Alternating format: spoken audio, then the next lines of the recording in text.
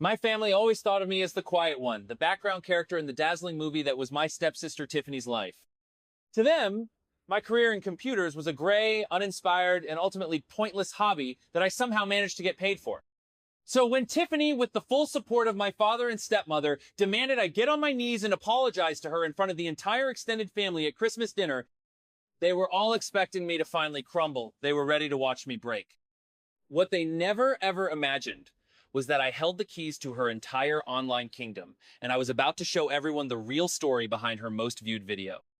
Stick with me for this story. It's a long one, and I'd love to know where you're watching from in the comments below. I have a feeling this journey might resonate with more than a few of you out there.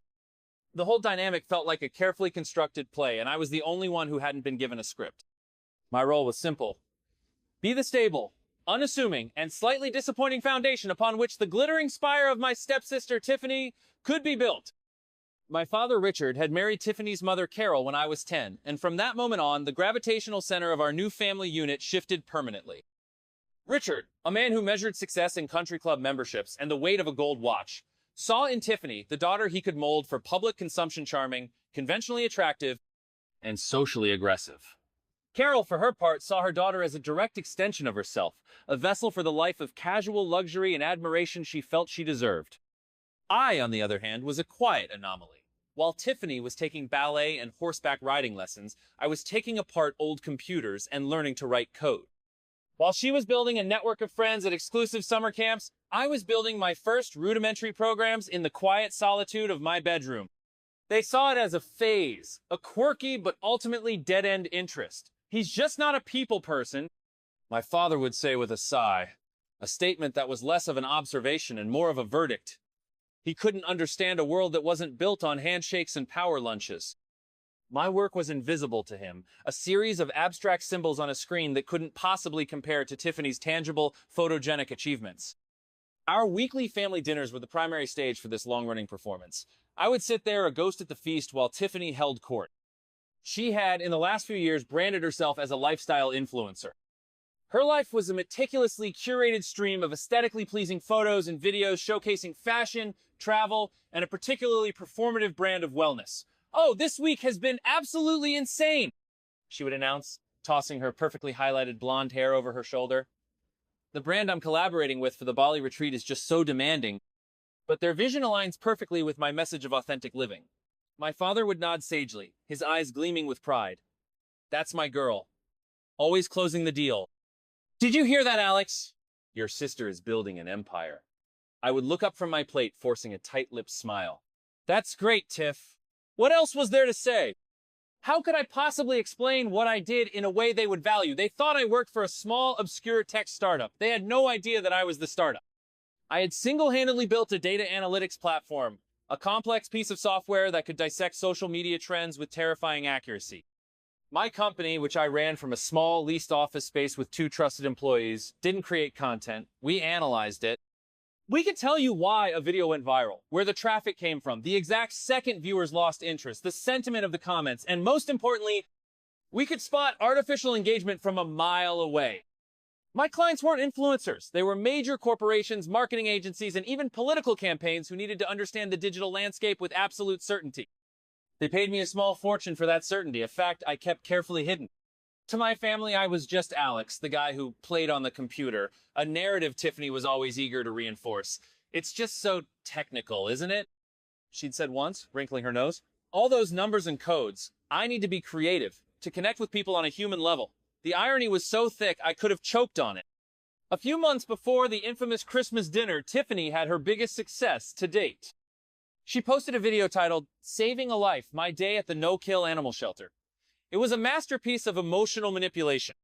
Shot in soft, warm light, it featured Tiffany cuddling puppies, tearing up as she listened to the shelter director's story, and making a passionate plea for donations. The video exploded. It racked up millions of views, was featured on several morning talk shows, and solidified her image as a beautiful soul who cared deeply. At our next family dinner, she was practically levitating. "I just feel so blessed," she said, dabbing a tear from the corner of her eye with a napkin. "To have a platform where I can make a real difference, it's overwhelming." My father toasted her with his glass of expensive wine. "To Tiffany!" Changing the world, one video at a time. I sat in silence, stirring my mashed potatoes. I didn't need to guess about her video. I already knew its story. That evening, out of a morbid sense of curiosity, I had run her video's URL through my proprietary analytics platform, codenamed Helios. The data painted a picture not of heartfelt connection, but of cold, calculated deceit. Helios's geographic and behavioral analysis was unequivocal. Less than 10% of the 3 million views came from North America or Europe. The vast majority, over 2.7 million views, originated from a network of IP addresses linked to click farms in Southeast Asia. The viewer retention graph was a cliff face. The average watch time was under 15 seconds, just long enough to be counted as a view. The comment section, while filled with praise, showed telltale signs of bot activity, generic phrases, repetitive emojis, and profiles with no other activity. She hadn't just boosted her video, she had fabricated its success almost entirely. She hadn't changed the world. She had paid a company in Dhaka to make it look like she had. I felt a cold knot tighten in my stomach. It wasn't just the lie. It was the ease with which she sold it and the hunger with which my family consumed it. They wanted to believe in her beautiful, effortless success so badly that they never thought to question it. As I sat there listening to her talk about her authentic brand, I looked at my hands, the hands that had typed the thousands of lines of code that could expose her entire career with a single keystroke. The power I held felt heavy, a dangerous secret in a house built on beautiful lies. I said nothing, of course. I just nodded along, playing my part, the quiet, unimpressive son. But something had shifted in me that night. The constant, low-level hum of frustration I'd lived with for years was beginning to sharpen into a different frequency, a note of quiet, simmering resolve that felt dangerously close to a breaking point. I closed the laptop, the glowing graphs of the Helios dashboard reflecting in my glasses. The silence of my small apartment felt amplified, a stark contrast to the storm of data I'd just witnessed. The truth of Tiffany's success didn't scream, it whispered, in server logs and IP addresses, a quiet conspiracy of numbers that only I was privy to. For a long moment, I just sat there in the dark, the weight of the information settling over me. It was one thing to suspect, to know in a vague, intuitive way that her online persona was a carefully constructed facade. It was another thing entirely to see the raw, undeniable proof laid out in front of me. It felt like I had stumbled upon the blueprints for a beautiful building, only to find they detailed a structurally unsound and hollow core, propped up by purchased illusions. My phone buzzed on the table, pulling me from my thoughts. It was the family group chat. A screenshot from a morning news program, Tiffany's smiling face in a small box next to the anchor. My stepmother Carol had captioned it with a dozen champagne bottle emojis. My father replied almost instantly, "Incredible! Hard work and a good heart always win out. So proud." I watched the messages pile up from aunts and cousins, a chorus of digital applause. Each message felt like a small, sharp sting. They weren't just celebrating her, they were validating the lie, and in doing so, they were unknowingly reinforcing the narrative that my quiet, genuine work was meaningless. I thought about typing a reply, a simple congratulations, but the word felt like ash in my mouth. What was I congratulating? The successful execution of a marketing strategy built on deception?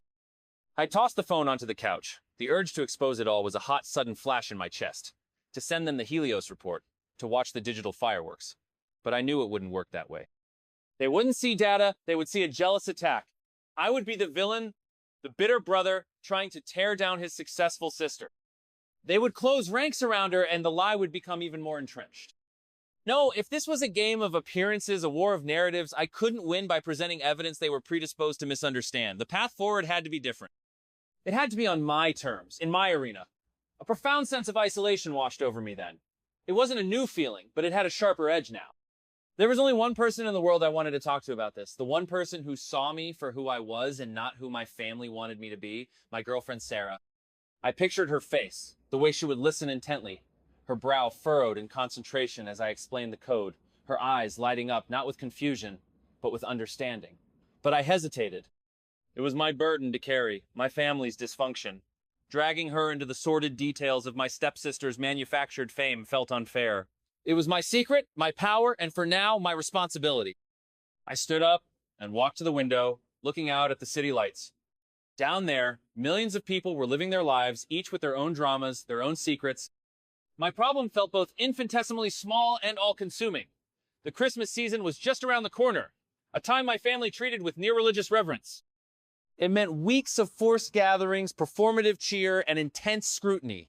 It was the annual shareholder meeting for our family where everyone's progress was evaluated. This year, I knew, would be different. The knowledge I possessed had changed the dynamic whether they knew it or not. I was no longer just the quiet observer, I was the one who knew the truth. And as I stood there, a quiet resolve began to harden within me. The frustration was still there, but it was now being forged into something else, something patient and strong. I wouldn't act rashly. I would watch, I would wait, and I would continue to build my own world, a world based on substance, not smoke and mirrors. But I made a promise to myself in that moment. I would not be their scapegoat forever. The next time they tried to push me down to build Tiffany up, they might find the foundation wasn't as weak as they thought. The weeks leading up to Christmas unfolded in a predictable yet increasingly tense rhythm. The family's excitement, primarily focused on Tiffany's breakout year, was a constant thrumming bass line to my daily life. Carol had taken to calling me with updates that were thinly veiled attempts to compare my life to Tiffany's. "I just got off the phone with Tiff," she'd say, her voice bright and brittle. "She's so exhausted, poor thing. Apparently, a major skincare brand wants her to be the face of their new authentic beauty line." Can you imagine? It's just one thing after another. How are things at your office? The question always hung in the air, laden with a gentle, dismissive pity. "Things are good, Carol." "Busy," I would reply, keeping my voice even. The dramatic irony was becoming a source of dark, private amusement. The skincare brand she was talking about was, in fact, one of my newest clients. They hadn't hired me to find an influencer. They had hired me to build a system that could vet influencers for authenticity, to specifically weed out the ones who purchased their engagement. They were terrified of hitching their brand to a fraud. I was, in essence, being paid a substantial amount of money to design a system that would, if she applied, flag Tiffany as a high-risk investment. The universe certainly had a strange sense of humor. I never let on, of course. I just listened, making non-committal sounds as she gushed about Tiffany's potential six-figure deal, a deal my work would ultimately ensure she never got. It felt like holding a royal flush while everyone else at the table was betting the farm on a pair of twos. During this time, my own work was reaching a critical juncture. The Helios platform was more than just a tool for spotting fake influencers. That was merely one of its more superficial applications. Its core function was predictive analytics, and I was deep in negotiations with a Silicon Valley venture capital firm. This was the big one, the kind of deal that could elevate my company from a small, profitable operation into a major player in the tech industry. The lead partner on the deal was a man named David Chen. David was everything my father wasn't. Quiet, intensely brilliant, and utterly unimpressed by superficial displays of wealth. He was a legend in the programming world, a man who had built and sold 2 successful companies before he was 40. He saw the beauty in my code, the elegance in the architecture of Helios. He didn't ask about my social life or my hobbies. He asked about my data models and scaling solutions. For the first time in a professional setting, I felt completely and thoroughly seen. "What you've built here, Alex," he said during one of our late-night video calls, his face illuminated by the glow of his monitor. "It's not just a product. It's a new way of seeing. You're not just reading the internet. You're understanding its language." Coming from him, it felt like being awarded a Nobel Prize. He became the mentor I never knew I needed, the validating voice that drowned out the condescending whispers of my family. He was the antithesis of my father's world of backslaps and bravado. David's validation was quiet, specific, and based entirely on merit. Our conversations were a refuge, a place where I didn't have to translate my passions into a language others could understand. Meanwhile, my relationship with Sarah was my anchor. She was a resident physician, her days filled with the tangible realities of life and death, and she provided a much-needed perspective. I finally told her about Tiffany's animal shelter video, framing it as a professional curiosity. I showed her the Helios dashboard, explaining what the data meant. She wasn't shocked by the deception, but by the scale of it. "So, her entire career is built on a lie?" she asked, her expression a mixture of fascination and disgust. "Not entirely," I admitted. "But the success, the part they all celebrate, that's manufactured. The real Tiffany, the one who does the work, is just a moderately successful content creator. The phenomenon is an illusion she buys." Sarah shook her head, her hand finding mine. "That must be so hard to watch, knowing what you know." Her empathy was a balm. She didn't offer solutions or tell me what to do. She just sat with me in the knowledge, understanding the weight of it. She saw the injustice not just on a technical level, but on a human one. She knew how much my own work, my real painstaking work, meant to me, and she saw the profound unfairness of my family celebrating a fantasy while ignoring the reality of my success. The Christmas clock was ticking, and with every passing day, the pressure mounted. The deal with David's firm was getting closer, the negotiations more intense. At the same time, the family's plans for the holiday were becoming more elaborate, all centered around celebrating their golden girl, Tiffany. I felt like I was living a double life. By day, I was on the verge of a life-changing professional triumph, respected by one of the sharpest minds in my field. By night, I was reverting to my assigned family role, the quiet, vaguely disappointing sun, the gray backdrop for a sparkling star. But this year, the backdrop had a secret. It had a story of its own, and I was beginning to wonder what it would take for the audience to finally notice. The incident that finally solidified my resolve, the small crack that set the stage for the Christmas earthquake, had nothing to do with data or millions of dollars. It was about a photograph. For my father's 60th birthday, which fell a few weeks before Christmas, I had spent months quietly working on a special gift. My grandmother, his mother, had passed away a few years prior, and she had left behind boxes of old fading family photos and 8mm film reels. Using my own equipment and software I developed, I painstakingly restored, color-corrected, and digitized the entire collection. I edited the old film into a moving 20-minute video montage set to his favorite classical music. The centerpiece of the gift, however, was a single, large, framed photograph. It was a candid shot of my father as a young boy, maybe 7 or 8, laughing with his own father, my grandfather, who had died when my dad was a teenager. The original was so faded and damaged it was barely recognizable. It had taken me over 40 hours of meticulous digital restoration to bring it back to life. The final result was stunning. They looked like it had been taken yesterday. The joy on their faces so clear and immediate, it was heartbreaking. I knew how much my father missed his dad, and I thought this gift, a piece of his lost history brought back to life, would mean the world to him. I was wrong. The family gathered at a fancy restaurant for his birthday dinner. Tiffany arrived late, of course, making a grand entrance and apologizing profusely about a last-minute call with her agent. The gift-giving began after the main course. Tiffany presented hers first. It was a set of absurdly expensive monogram golf clubs and a weekend trip to Pebble Beach. "So, you can work on your swing, Daddy," she said, beaming. My father was ecstatic, hugging her tightly and declaring it the best gift ever. Then it was my turn. I was nervous but also excited. I gave him the framed photograph first. He unwrapped it, looked at it for a moment, and offered a polite but lukewarm, "Oh, that's nice, Alex." "Thank you." He placed it face down on the table beside him and seemed to forget about it. Carol glanced at it and said, "What a quaint little project." My heart sank. But I pressed on, handing him a USB drive. "There's more on here, Dad," I explained. "I restored all of Grandma's old photos and films." "They're all in high definition." He looked at the USB drive with a blank expression. "You put them on the computer?" Tiffany, sensing an opportunity, chimed in with a laugh. "Oh, Alex, you and your little gadgets. Dad, you'll never figure that out. Don't worry. I'll have my assistant print some of them out for you if you want." The casual dismissal, the way she framed my labor, intensive, deeply personal gift as a little gadget and an inconvenience, was a fresh wound. But the final twist of the knife came later. As we were leaving the restaurant, the waiter came over holding the framed photograph.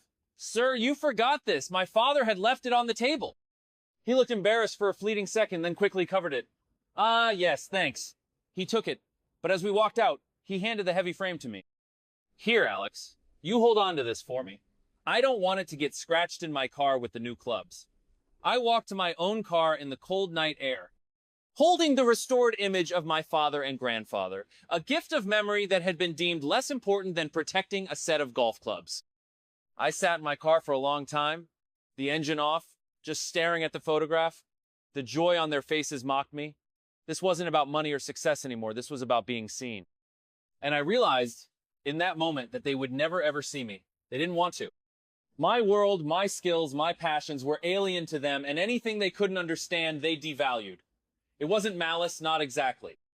It was a profound, unbridgeable gap in perception. They looked at a restored piece of our family's soul and saw a quaint little project. They looked at Tiffany's purchased fame and saw a global empire. The anger I felt wasn't hot and explosive. It was cold and sharp, like a shard of ice forming in my chest. I drove home, placed the photograph on my own mantelpiece, and opened my laptop. The Christmas dinner was in 2 weeks. The Helios platform hummed quietly on my screen, a silent repository of truth. And for the first time, I began to think not about defense, but about demonstration. I wouldn't be explaining my world to them with words anymore. I would show them. The deal with David Chen's venture capital firm, a titan of the industry known as Momentum Ventures, was entering its final nail-biting phase. The amount of due diligence was staggering. They had teams of lawyers, accountants, and engineers crawling over every aspect of my company. They examined my code, my financial records, my client contracts, and the very architecture of Helios. It was an invasive, exhausting, and utterly exhilarating process. My two employees, a brilliant data scientist named Maya and a sardonic but loyal systems administrator named Ben, were working around the clock with me. Our small office, usually a place of quiet focus, was now a whirlwind of activity, fueled by coffee and the nervous energy of being on the precipice of something monumental. David acted as my guide through this labyrinth. He was a calming presence, a seasoned general who had fought this battle many times before. "They're not just buying your company, Alex," he explained during one of our calls. "They're investing in your mind. The pressure is a test. They need to know you can handle it, that the foundation is solid. Don't focus on the outcome. Focus on the integrity of your answers. The truth is your best defense." His words resonated deeply.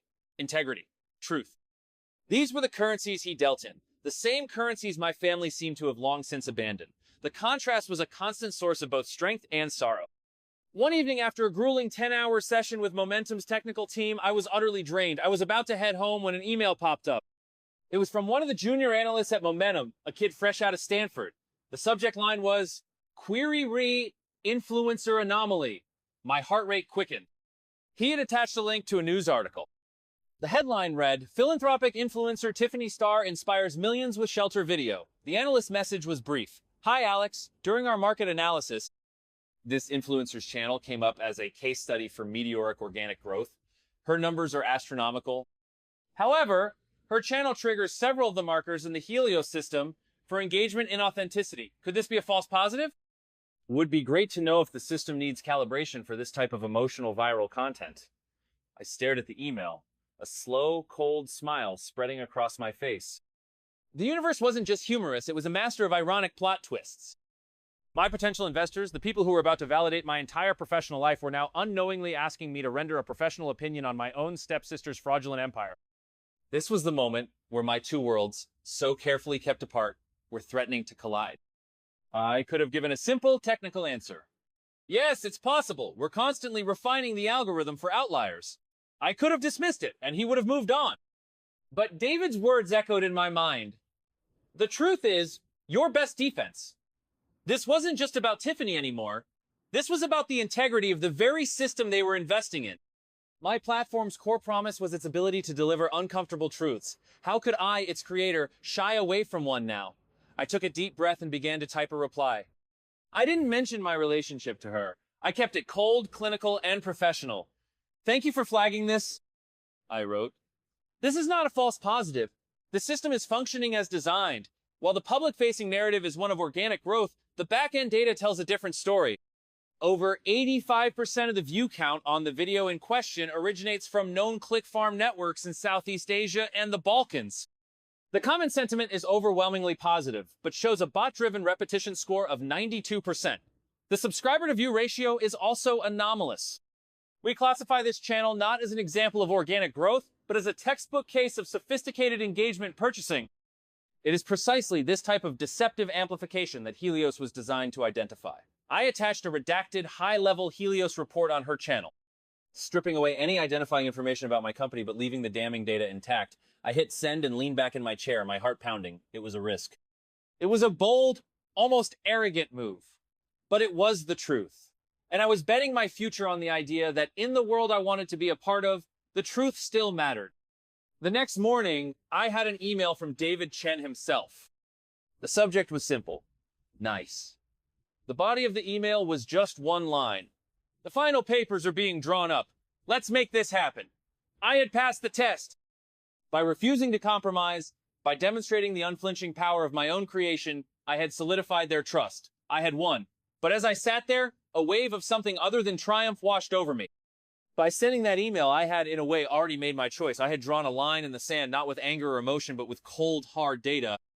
I had chosen the world of integrity and truth, David's world, my world.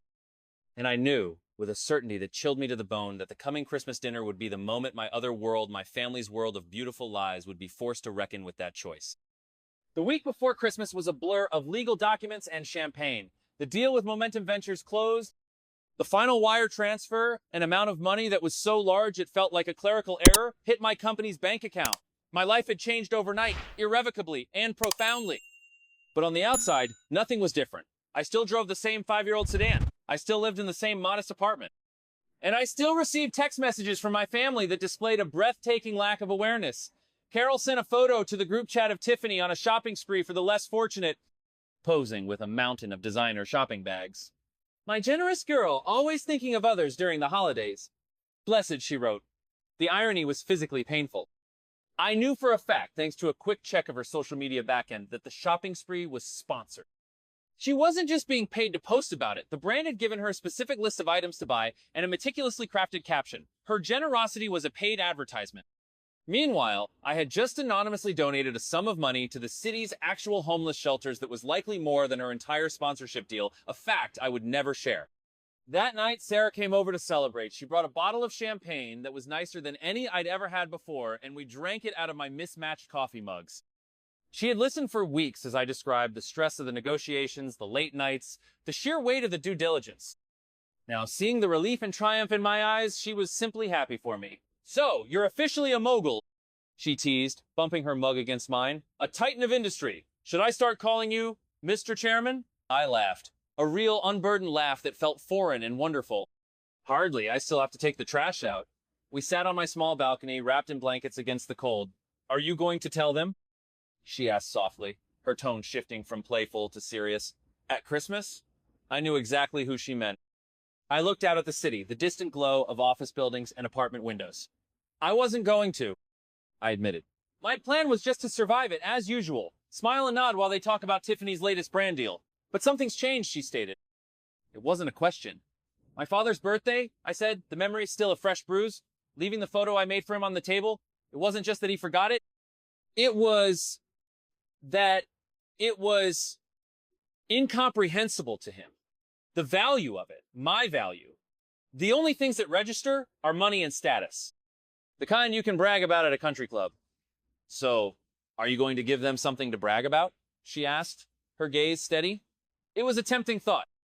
To walk in there, drop the news of the acquisition, and watch their jaws hit the floor. To finally have their respect, even if it was for reasons I found shallow. But I knew it wouldn't be that simple. Their respect would be contingent, transactional. It wouldn't erase the years of dismissal. It would just change the currency of their approval. And what's more, it would make Tiffany's success seem even more legitimate in comparison. Oh, both my children are so successful. My father would boom. My success would be used to legitimize her lie. No, I said, the answer surprising even myself with its clarity. No, I'm not going to tell them about the deal. Not like that anyway. It's not about the money, it's about the truth. The truth of my work and the truth of hers. I explained my plan to her then. It had been forming in the back of my mind ever since the incident with the photograph. A half-formed idea that was now rapidly crystallizing. I wasn't going to go in there to brag or to seek their approval. I was going to go in there to hold up a mirror. I told her about the Helios data on Tiffany's video, about the click farms, the bot comments, the fabricated success. I explained that I had the report ready, that I could project it from my phone to any smart TV in seconds. She's going to come at me, I predicted. They all will. At some point during the dinner, the conversation will turn to me, to my hobby of a job, and they'll push. They always do. Tiffany will say something condescending, and my father and Carol will back her up. And this year, I'm not going to absorb it. I'm not going to defend myself. Sarah listened patiently, her expression unreadable. When I was finished, she was silent for a long moment. I braced myself for her to tell me it was a terrible idea, that it would cause a catastrophic fight, that it was better to just walk away. You have to do it, she said finally, her voice firm. They've created a narrative where you're the failure and she's the star, a narrative that's based on a complete fantasy. It's not just about you, Alex. It's about the fact that they are living in a world of lies, and they're forcing you to live in it with them. You're not just defending yourself, you're defending reality. Her unwavering support was the final piece of the puzzle. I wasn't a bitter brother seeking revenge. I was a man who had built his life on the principle of verifiable truth, and my own family had become a living monument to the power of profitable falsehoods. The confrontation was no longer a possibility, it was an inevitability. I had the tool, I had the motive, and now I had the conviction. The stage was set for Christmas dinner. The air in my father and Carol's house was thick with the smell of pine needles and roasting turkey, a scent that usually meant comfort but now felt suffocating. The house was decorated to within an inch of its life, a perfect magazine spread of holiday cheer. A massive Christmas tree, glittering with ornaments, stood in the corner of the living room, a mountain of perfectly wrapped presents underneath. I knew that somewhere in that pile was a gift for me, likely a sweater or a gift card, something impersonal and easy. And I knew that there were several large, ostentatious gifts for Tiffany, which she would open with performative gasps of surprise. I arrived exactly on time, a habit they always found vaguely strange, as if punctuality was a symptom of not having anything better to do. I handed Carol a bottle of expensive champagne, a nod to my recent celebration that I knew she wouldn't understand. "Oh, Alex, how thoughtful," she said, taking it without looking at the label and heading to the kitchen. "Put it with the others." I found my father in the living room, talking to my Uncle Mark. "And Tiffany tells me her new analytics are showing a huge uptick in engagement from the Midwest," he was saying, puffing out his chest. "She's really cracked the heartland." It's a key demographic. I almost choked on a laugh. I knew for a fact her Midwest engagement was a small server farm in Moldova that happened to be routed through an IP block registered in Ohio. I had traced it myself. "Alex, you're here," my father said, turning to me. "Mark and I were just talking about Tiffany's business. Incredible stuff." Really puts things in perspective. The unspoken addendum hung in the air. "Compared to your little computer job," I just smiled. "Sounds impressive." Sarah was supposed to join me later, a buffer and a witness. The thought of her arrival was a small island of calm in the churning sea of family dynamics. Then Tiffany made her entrance. She swept into the room, draped in a cream-colored cashmere dress that probably cost more than my first car. She kissed the air near my father's cheek and gave Carol a dramatic hug. "I am so sorry I'm late," she sighed, a pained expression on her face. "I was on a call with the charity. They want me to be their new ambassador. It was just too important to reschedule." She looked every bit the benevolent queen, burdened by her own importance. She finally turned her attention to me, her eyes scanning my simple button-down shirt and slacks with faint disapproval. "Alex, you came." "I live here, Tiff. Well, I used to," I said, my voice flat. The pre-dinner small talk was a masterclass in self-aggrandizement. Every conversation was a tributary that flowed back to the great river of Tiffany. Her travels, her brand deals, her impact. I stayed quiet, a ghost at the feast, nursing a glass of sparkling water and observing. I felt strangely detached, like an anthropologist studying a strange, isolated tribe. I was no longer a part of this ecosystem. I was an outsider with a data-driven perspective. The rest of the extended family, aunts, uncles, and cousins, orbited Tiffany like planets around a sun, basking in her reflected glory. They asked her questions with a kind of breathless reverence, hanging on her every word. They asked me what I was up to with the same tone they might use on a child asking about their latest school project. "Still doing that computer thing?" my Uncle Mark asked, clapping me on the shoulder a little too hard. "Good for you." Sticking with it. The condescension was so ingrained, so casual, I doubted they were even aware of it. To them, this was just the natural order of things. Tiffany was the sun, and I was a distant, cold rock. But the sun, for all its dazzling light, had a dark side. And I was the only one in the room who had the telescope to see it. The call to dinner came, and we all filed into the dining room. The table was set for 20, a long, gleaming expanse of polished wood, silver, and crystal. It looked like a movie set. I took my assigned seat, strategically placed at the far end of the table, as far from the center of Power Me Father and Tiffany as possible. This was their tradition. The important people sat in the middle. The rest of us were satellites. I took a deep breath, my phone a heavy weight in my pocket.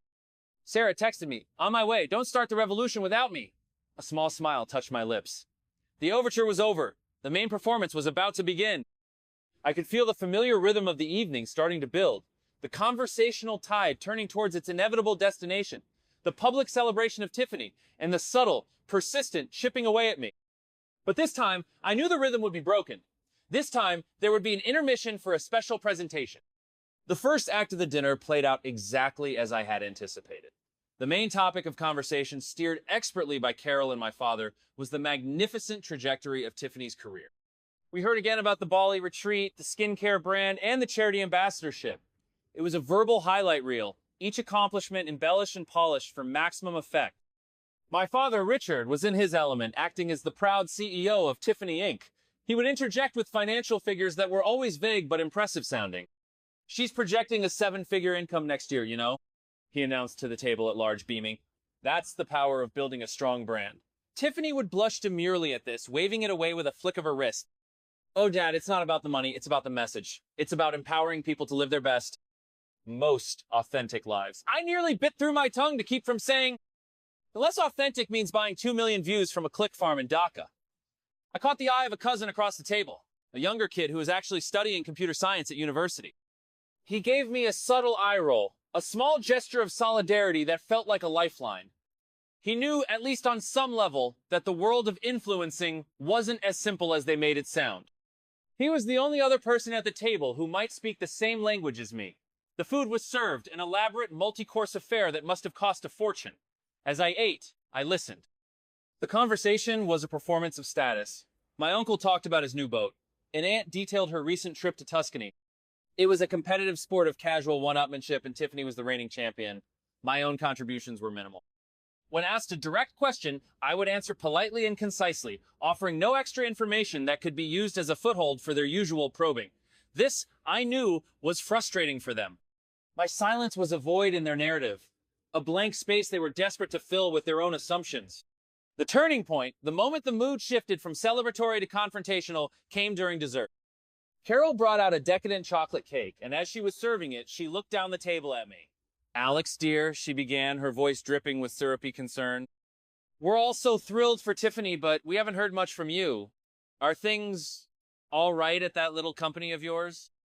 "We do worry." It was the opening gambit, the carefully planned move to shift the spotlight onto me, not to illuminate, but to interrogate. My father picked up the cue seamlessly. "That's right, son. How is the computer business? Are you managing to keep your head above water?" "I'm doing fine, Dad," I said, my voice calm and even. "Business is very good." "Good, good," he said, though his tone suggested he didn't believe me. It was Tiffany, however, who delivered the intended blow. She set her fork down with a delicate clink and fixed me with a look of profound pity. "Alex, we all know you work hard. But I think what Mom and Dad are trying to say is that we're worried you're getting left behind. The world is moving so fast. It's all about connection, about people. You spend all day in a dark room with screens. It's not healthy." "My office has windows," I said, my voice still quiet. The temperature in the room seemed to drop several degrees. The side conversations faded away. Everyone was watching now. This was the part of the show they'd been waiting for. "You know what I mean?" Tiffany pressed on, sensing she had the audience's full attention. "I just want you to be happy. And I don't see how you can be hiding from the world like that. You missed Dad's birthday dinner because of a work emergency. You're barely present when you are here. It's like you don't care about this family at all."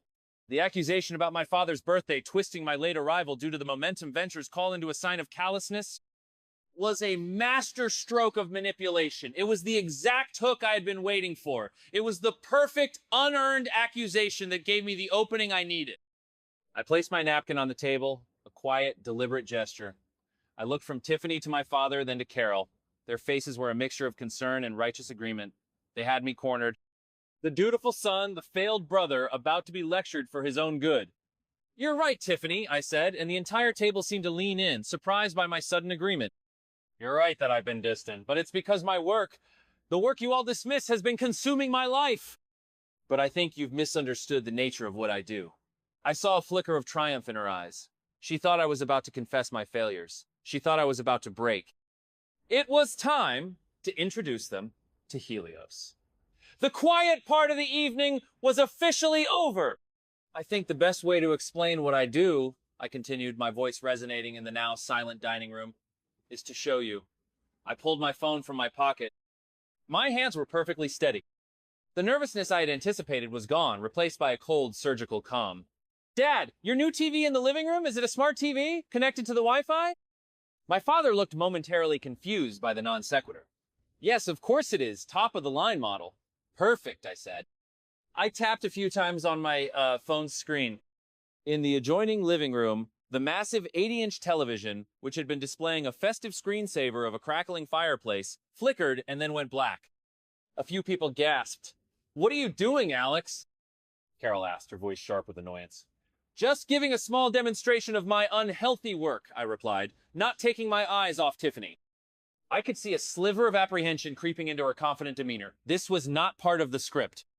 On the screen in the other room, a clean, elegant logo appeared. A stylized golden sun with the word Helios underneath it.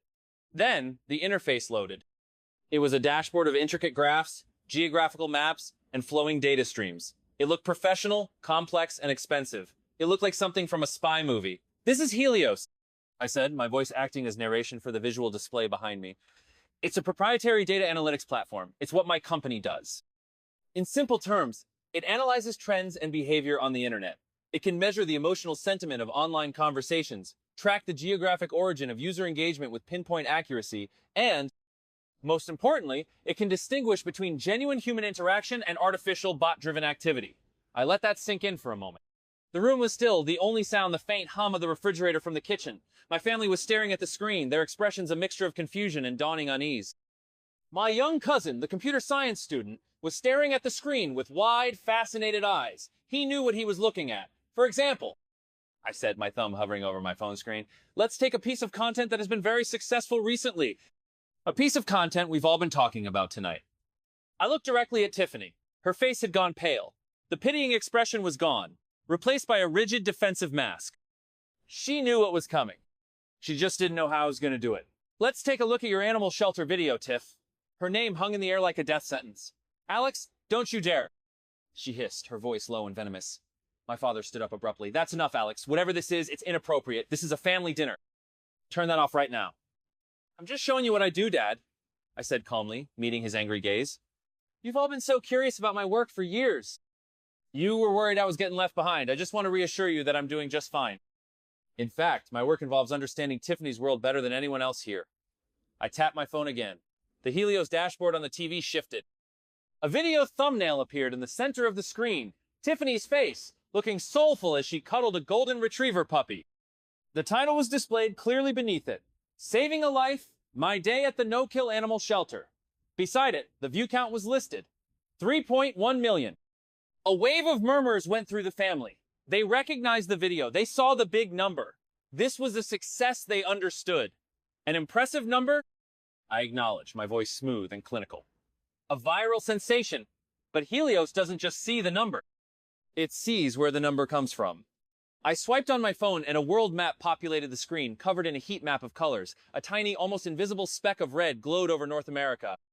A massive, angry blotch of crimson pulsed over Southeast Asia and parts of Eastern Europe. As you can see, I explained, less than 10% of those 3 million views came from English-speaking countries. The vast majority, nearly 2.8 million to be exact, were generated by a network of bot farms. These are warehouses full of computers and phones programmed to do nothing but watch videos for a few seconds to register as a view. You can hire them for a few $100s. A shocked silence fell over the room. I could see my aunts and uncles exchanging confused, horrified glances. They were beginning to understand. This was not a celebration. It was an autopsy.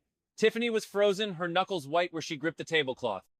Her perfect, curated world was being systematically dismantled in front of her entire family, using a language of data they couldn't refute. The beautiful lie was dying under the harsh, analytical light of Helios. The autopsy continued. With each swipe of my thumb on my phone, I peeled back another layer of Tiffany's deception. The television screen in the living room, once a source of family entertainment, had become a sterile, unforgiving courtroom display. Now let's look at viewer retention. I said, my tone as neutral, as if I were giving a corporate presentation. A graph appeared on the screen, a terrifyingly steep line that plunged almost vertically. This is the timeline of the video! The horizontal axis is time, and the vertical axis is the percentage of viewers still watching. A truly engaging, viral video shows a slow, gradual decline. This, I said, pointing my phone towards the screen, is not a gradual decline. This is a cliff. The average watch time for this viral video was 17 seconds. Just long enough for the platform's algorithm to register it as a monetizable view before the bot moved on to the next task. I saw my father physically flinch. He was a businessman. He understood graphs. He understood profit and loss. He was starting to comprehend the scale of the fraud. This wasn't just a white lie. This was a fundamental corruption of the metrics he so admired. And the comments? I went on, relentless. Everyone was so moved by the outpouring of support. A new screen appeared showing 2 columns. One column was filled with the glowing comments from the video. The other showed a data analysis of those comments. Helios analyzes linguistic patterns, I explained.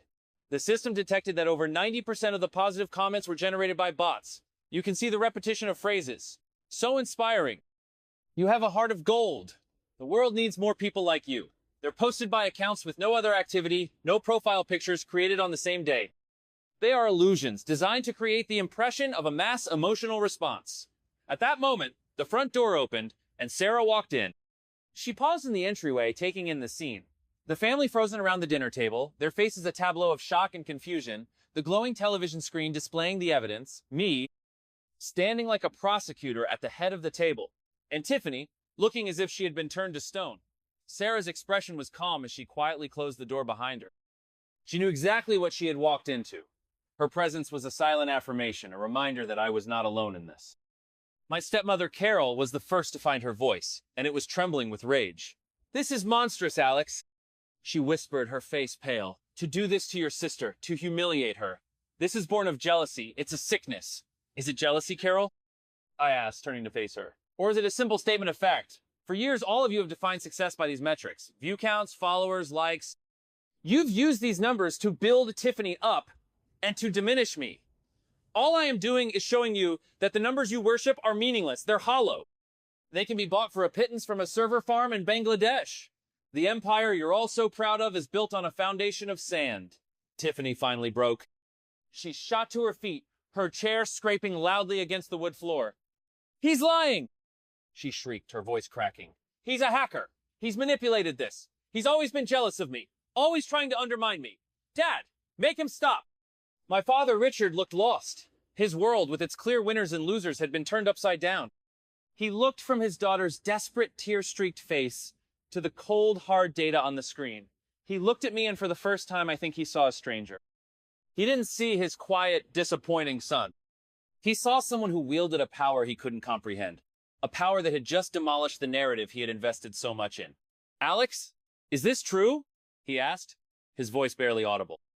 It was a question I had been waiting my entire life for him to ask. Not a statement, not a judgment, but a simple question. A request for the truth from me. Yes, I said simply, "It's all true. This is what I do. I find the truth hidden in the data. That's my job." A job, by the way, that has made me far more successful than you could ever imagine. I didn't say it with malice. I said it with a profound sense of weariness. The great secret was out. Not just Tiffany's, but mine as well. I wasn't just the family's IT support. I was the creator of a system that could expose the very fabric of the world she claimed to rule. The power dynamic in the room hadn't just shifted, it had been completely annihilated. And in its place was a gaping void filled with the uncomfortable, deafening silence of the truth.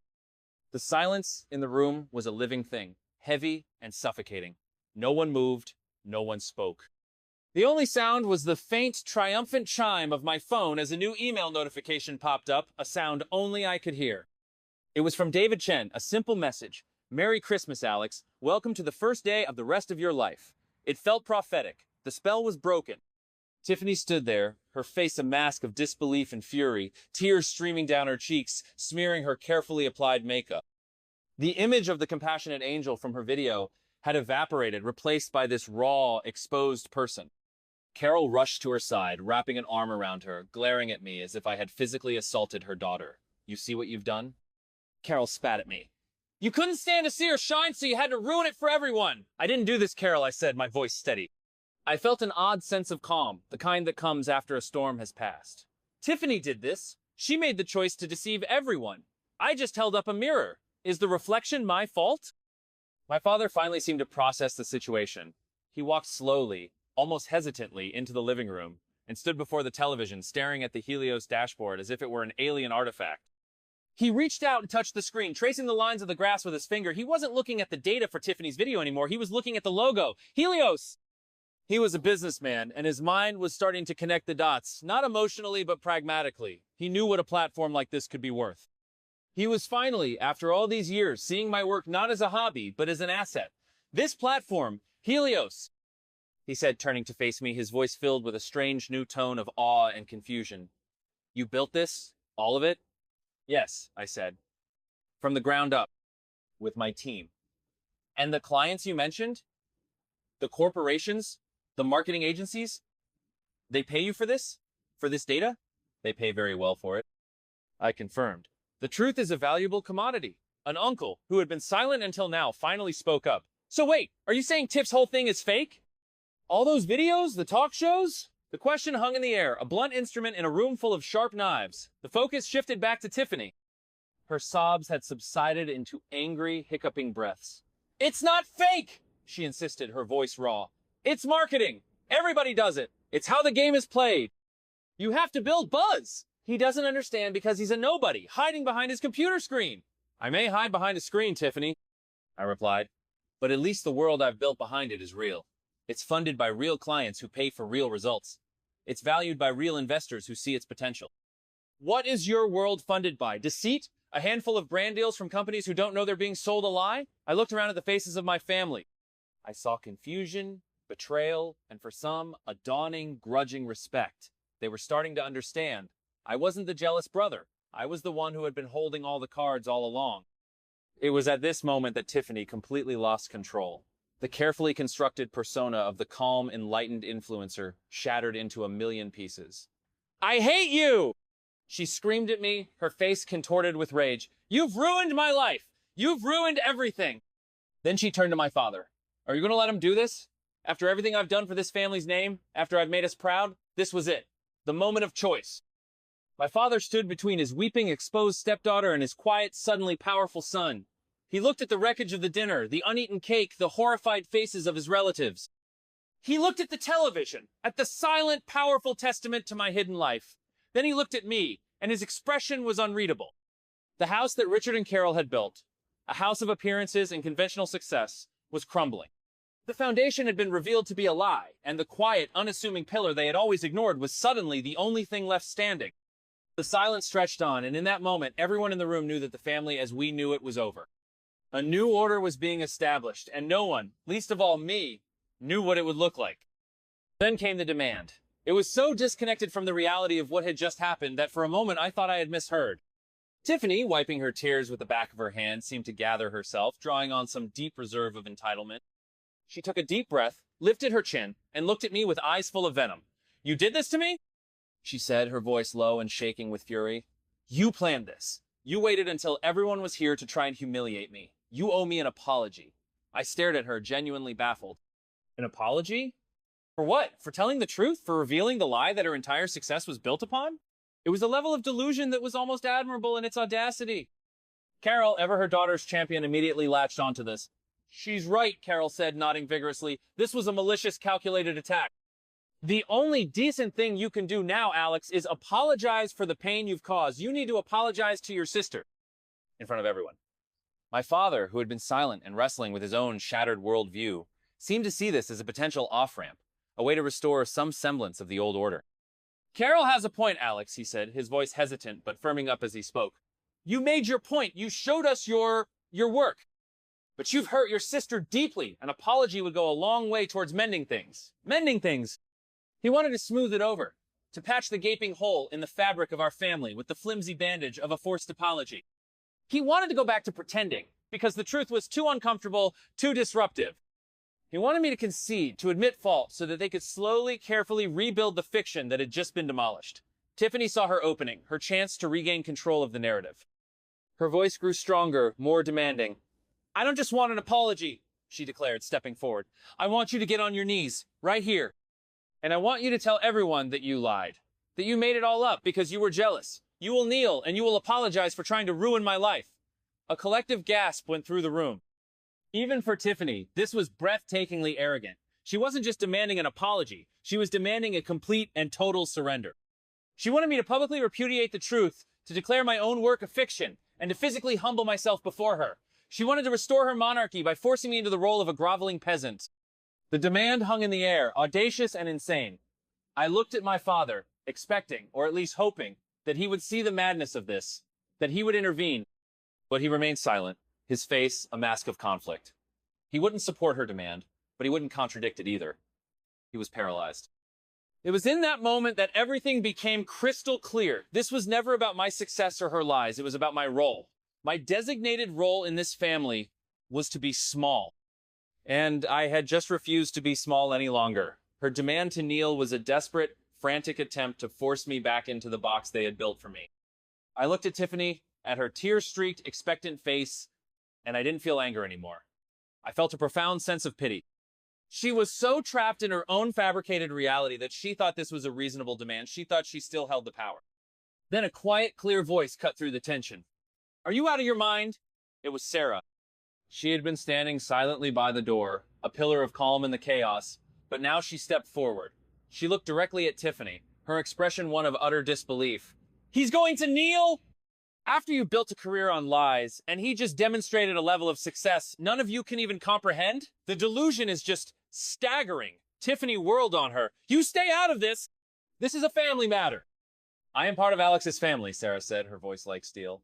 And in our family, we don't demand that people kneel for telling the truth. I gave Sarah a grateful look. Her intervention had broken the spell. I finally allowed myself to laugh. It wasn't a loud laugh, but a quiet, incredulous chuckle. Kneel? I repeated, shaking my head. Tiffany, listen to yourself.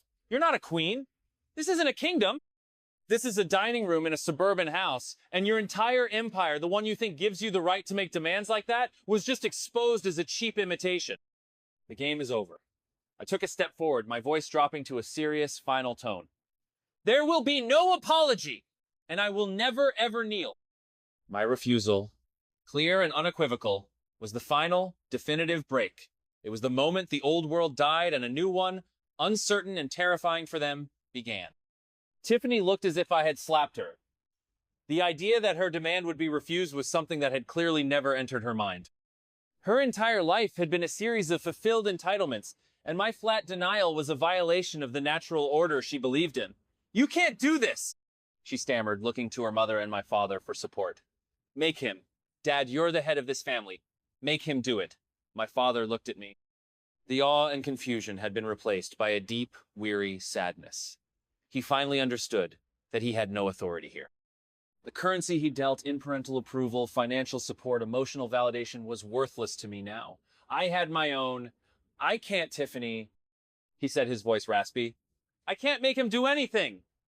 The admission, wrung from him in this moment of crisis, was devastating for Tiffany. It was an abdication of his throne, a confession that the power had shifted. Carol, however, was not ready to surrender. Then you are no longer a part of this family, Alex, she declared, her voice ringing with a desperate finality. If you cannot show basic decency and respect, if you choose your computer screens over your own sister, then you are not welcome in this house. You will leave now. Gladly, I said, without a moment's hesitation. The threat of exile, which would have crippled me years ago, was now a welcome release. This house wasn't a home. It was a stage for a play I no longer wanted to be in. I turned to Sarah. Ready to go? She nodded, her eyes full of a fierce pride that felt more valuable than any venture capital deal. As I turned to leave, I paused and looked back at the assembled family. Their faces were a gallery of emotions. My uncle looked bewildered, my young cousin looked impressed, my aunts looked horrified. They were witnesses to the complete implosion of the family's central narrative. Just one last piece of information for you all, I said, my voice calm and informative. Since you're all so interested in my work now, the venture capital firm that just invested in Helios, Momentum Ventures. They're one of the biggest in the world. The deal that closed last week wasn't just a small investment. They acquired a majority stake in my company. I paused, letting the weight of the word acquired settle in the room. I'm sure you can look up the details of their recent acquisitions online if you're curious about the numbers. It's public information, after all. Not like view counts. I didn't need to tell them the exact figure. Their minds, so attuned to the nuances of wealth and status, could fill in the blanks. The implication was clear. I wasn't just successful. I was wealthy on a scale that dwarfed anything Tiffany could ever dream of pretending to be. It wasn't a boast. It was a final data point, a final, irrefutable piece of truth in a room that had been starved of it for years. And Dad, I said, looking directly at my father, that photograph I restored for you. I left it on the mantelpiece in my apartment. If you ever want to see it, you know where I live, but you'll have to come to my world. I'm done living in yours. With that, Sarah and I walked out of the house, closing the door quietly behind us on the wreckage of Christmas dinner. The cold night air felt clean and fresh. As we walked to my car, I felt a profound sense of lightness, as if a massive weight I had been carrying for my entire life had just been lifted from my shoulders. The silence in the car wasn't awkward. It was peaceful. Sarah reached over and took my hand. So, she said, a small smile playing on her lips. What do we do now, Mr. Chairman? I squeezed her hand, a genuine smile spreading across my face for the first time that night. I'm thinking pizza and a movie, I said. Something real, something authentic. The war was over, I had survived. More than that, I had won. Not by seeking revenge, but by simply choosing to stand in my own truth. The family I had left behind would have to decide if they could live with the rubble of their beautiful lies, or if they would try to build something new, something real. But either way, it was no longer my problem. My future was my own, and it was brighter than any screen. The days following the Christmas cataclysm were strangely quiet. I had expected a barrage of angry texts, tearful voicemails, or perhaps even an unannounced visit. But there was nothing. It was a deafening silence, a void where a family used to be, It seemed they were so stunned, so completely thrown off their axis, that they were incapable of a response. Sarah and I spent the holidays in blissful peace. We ordered takeout, binge shows, and I took the first real vacation from my work in years. The weight of my hidden life being lifted was physically palpable. I slept better, food tasted better, the world seemed sharper, more vibrant. It was as if I had been viewing life through a blurry, distorted lens for years and had only just now put on the right pair of glasses. About a week into the new year, I got my first contact. It was an email, not from my father or Carol, but from my younger cousin, the computer science student, whose name was Leo. The email was short and to the point. "Hey Alex," it read. That was the most insane thing I've ever seen. My parents are furious in telling me I'm not allowed to talk to you, but whatever. Your Helios platform is genius. I looked up the acquisition. I am speechless. If you ever have an internship opening, I would literally do anything to be considered. P.S. Tiffany deleted her entire YouTube channel. I read the last sentence twice. I quickly opened a browser and navigated to her channel. It was gone. A blank page with the generic message. This channel does not exist. It was a digital suicide. She had wiped her entire kingdom off the map. All the videos, the millions of fake views, the thousands of bot comments all gone. It was a tacit admission of guilt, more powerful than any apology. She couldn't defend the lie, so she had erased it. I felt a strange mix of satisfaction and melancholy. It was a victory, but a hollow one. Her dream, as fraudulent as it was now digital dust. I replied to Leo immediately, telling him I'd be happy to talk about an internship. It was a small gesture, but it felt significant. It was the first brick in building a new kind of family, one based on shared interests and mutual respect, not on obligation and prescribed roles. The next communication came a few days later, and it was far more surprising. It was a letter sent to my apartment in an unfamiliar, elegant script. It was from my father's sister, my Aunt Patricia. She had been at the dinner, a quiet observer as always. Her letter was long and reflective. She wrote that the Christmas dinner had been a long overdue reckoning. She admitted that for years, the entire family had been complicit in the dynamic, enabling Tiffany's entitlement and my parents' blindness. "We saw you, Alex," she wrote. "We saw your quiet strength and intelligence. But it was easier to go along with the narrative your father and Carol created. It was lazy and it was cowardly, and I am sorry for my part in it. What you did took a kind of courage I can only admire. You didn't just stand up for yourself, you stood up for the truth. Your grandmother would have been immensely proud." Tears welled in my eyes as I read her words. It was a validation I had never expected, from a corner I had written off. It wasn't an olive branch from my parents, but in some ways it meant more. It was an acknowledgement from someone who had seen the whole picture, unfiltered by the lens of parental pride or shame. It made me feel less like a destroyer and more like a reformer. I saved the letter, a reminder that the truth, while often painful, can also be a catalyst for clarity and healing. My own life was moving at lightning speed. The Momentum Ventures acquisition had supercharged my company. We were hiring, expanding, and the Helios platform was becoming the new industry standard for digital verification. David Chen was not just a mentor, but a partner, and our work was challenging and deeply fulfilling. I was no longer Alex, the quiet son. I was Alex, the founder of Helios, a name that was beginning to carry significant weight in the tech world. One afternoon, several weeks after Christmas, I was in a meeting at my new, much larger office when my assistant buzzed me. "Alex, your father is in the lobby." My heart skipped a beat. For a moment, I considered telling her I was busy, but I knew this moment had to come. "Send him in," I said. He walked into my office, and the first thing he did was look around.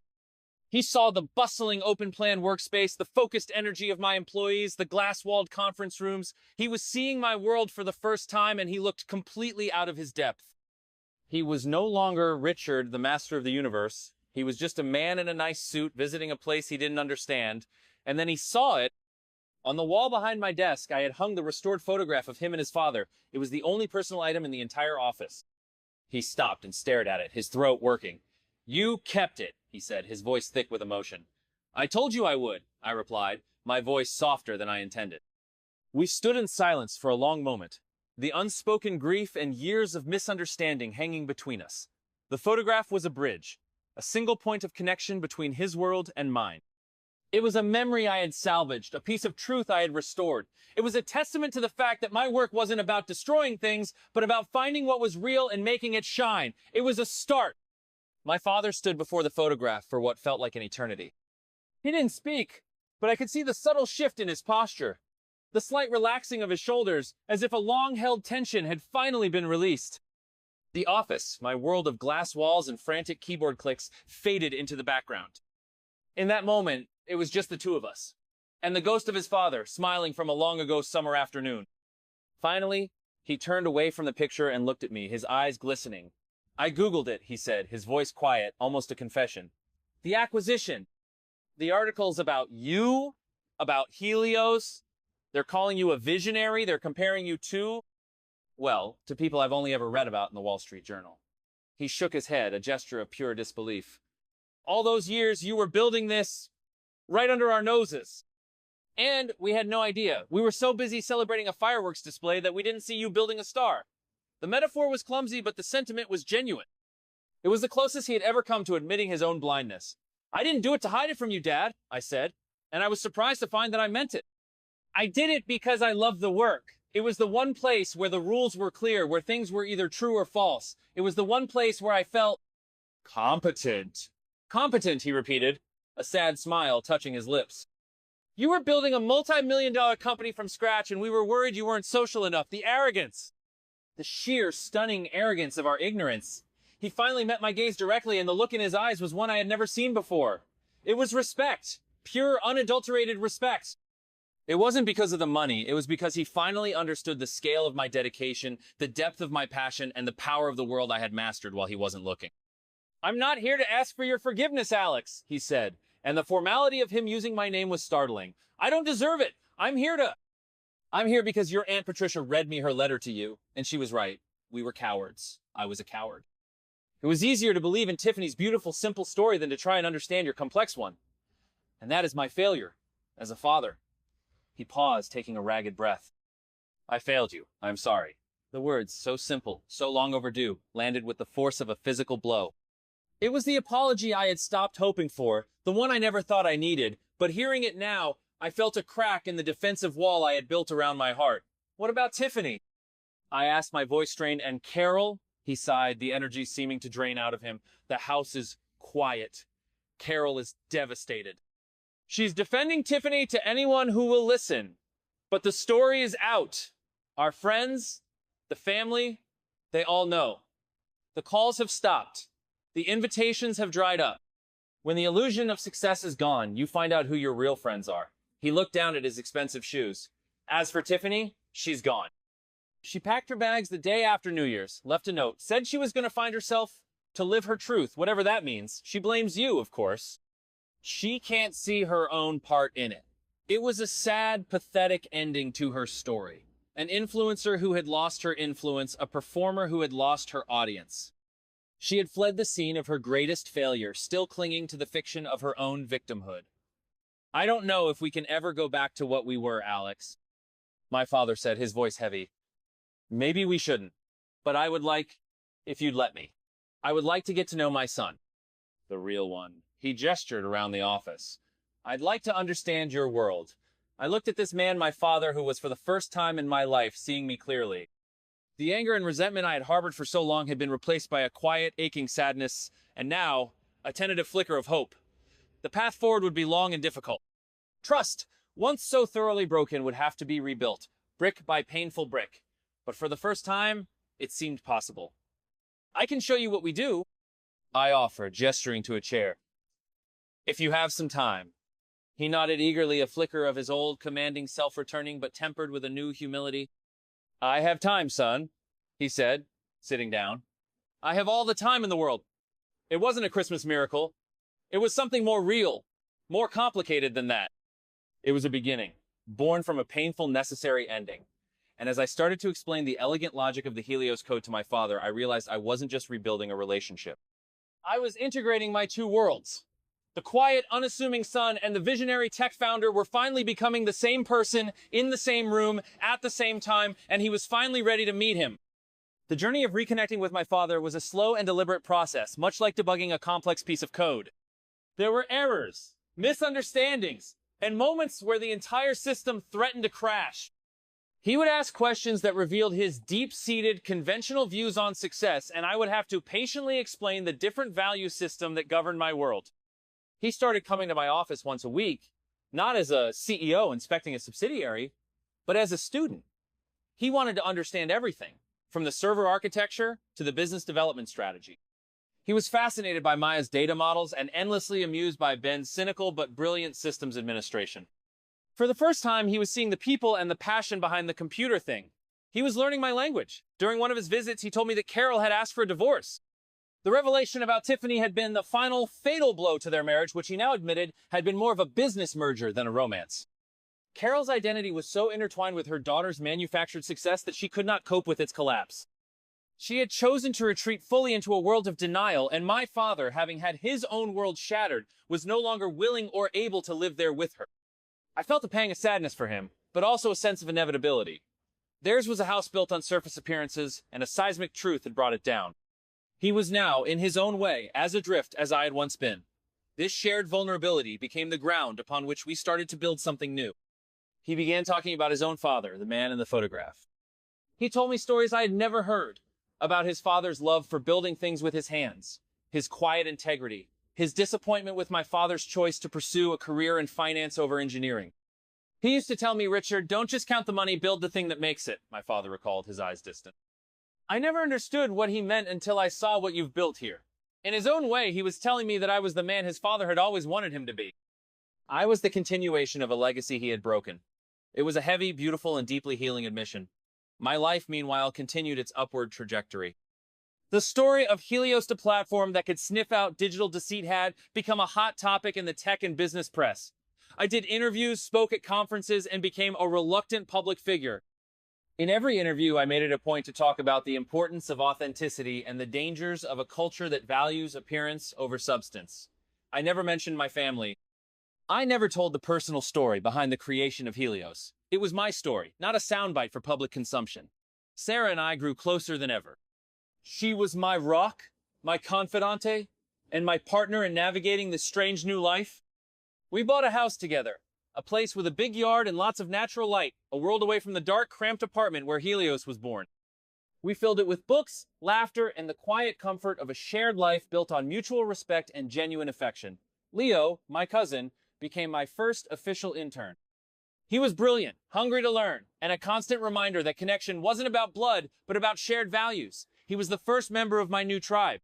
One sunny Saturday afternoon, months after the fateful Christmas, my father came over to the new house for a barbecue. He and Sarah were chatting easily while I flipped burgers on the grill. My phone buzzed. It was a news alert with a familiar name, Tiffany Star. I opened it with a sense of morbid curiosity. The article was from a gossip website with a blurry paparazzi photo of Tiffany working as a barista in a small coffee shop in a remote town in Oregon. The headline was snarky. From influencer to espresso slinger, the crash of Tiffany Star. She looked normal. The designer clothes were gone, replaced by a simple apron. The perfect hair was tied back in a messy bun. There was no filter, no soft lighting. She was just a young woman making coffee. The article detailed her fall from grace, the deletion of her channel, and the digital ghosting of her online presence. I looked at the photo, and for the first time, I felt nothing. No anger, no satisfaction, no pity. She was just a person living her life. Her story and mine were no longer intertwined. I had fully and finally moved on. My father and Sarah must have seen the look on my face because they came over to the grill. "What is it?" Sarah asked. I showed them the phone. My father stared at the picture of his stepdaughter for a long moment, then sighed. "I hope she finds what she's looking for," he said. And there was no malice in his voice, only a weary sadness. Someplace where she doesn't have to pretend. I closed the article. Tiffany's story was over. My story was just beginning. The fire was warm, the sun was bright, and I was surrounded by the family I had chosen, the family I had built. The quiet background character had finally found his voice, and he had used it to speak the truth. And in doing so, he had built a life more real and more valuable than any number of fake views could ever measure. The final chapter wasn't about revenge or vindication. It was about peace. It was about standing in my own world, built on my own terms, and knowing with absolute certainty that I was finally home.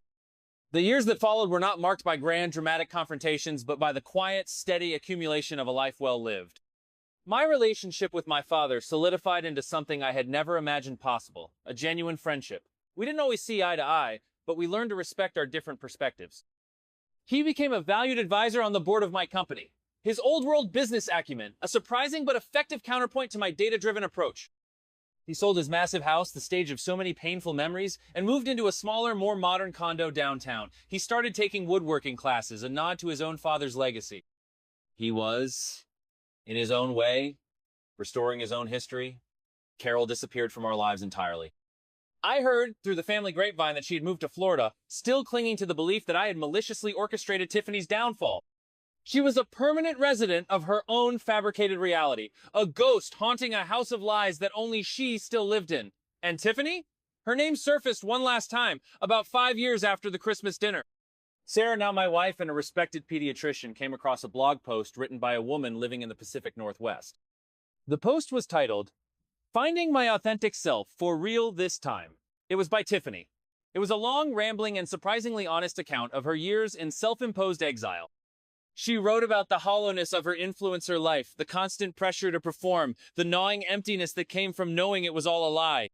She wrote about hitting rock bottom, about the shame and the anger.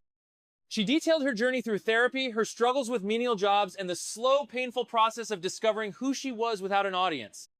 She mentioned a cruel but necessary intervention by her stepbrother that had forced her to confront the truth. She didn't apologize to me, not directly, but she acknowledged the role her own choices played in her downfall. "I spent my whole life trying to be a star," she wrote. "Now I'm just trying to be a person. It's much harder and much more rewarding." The blog had a small, dedicated following. The comments weren't from bots, but from real people who connected with her story of failure and redemption. She was finally creating real content, having a real impact in a small but meaningful way. She was, at last, authentic. I closed the laptop and felt a sense of closure. Her journey was her own. She was no longer my antagonist, no longer a part of my story. We were two separate people on two separate paths who had once been bound together by a toxic family dynamic. Now we were both free. My life had blossomed in ways that my younger self, the quiet boy in his room full of computer parts, could never have dreamed. Helios had become a global force for transparency and truth in the digital world. I had used the wealth it generated to start a foundation, one dedicated to promoting digital literacy and funding education for underprivileged students in STEM fields, with my cousin Leo now serving as one of its directors. Sarah and I had 2 children, a boy and a girl. They were bright, funny, and blissfully unaware of the family drama that had defined so much of my early life. They knew their grandfather, my dad, as the fun, doting man who built them amazing wooden toys and told them stories. They knew their Aunt Patricia as the cool aunt who sent them books from all over the world. They were growing up in a family built not on lies and expectations, but on love, respect, and the simple truth. Sometimes late at night, after the kids were asleep and the house was quiet, I would go into my home office and look at the photograph of my father and grandfather, which now hung on my wall. I would think about the long, winding path that had led me from being the quiet, overlooked boy to the man I was today. The journey had been painful, lonely, and fraught with challenges. But I wouldn't have changed a thing. The anger and the hurt had been the fuel, but the work, the truth, and the love of the real family I had built around me, that was the engine. My story wasn't a story of revenge. It was a story of liberation. It was about the quiet power of being underestimated. It was about finding your value not in the applause of others, but in the integrity of your own work. And it was about the simple, unwavering belief that in the end, the truth will always, always come to light. Thank you for listening to my story. I hope it resonated with some of you. It's a long road to finding your own voice and your own truth, but it is a journey worth taking. Let me know in the comments below if you've ever had a moment where you had to stand up and break the family script. You are not alone. And remember, the quiet ones are often the ones with the most to say.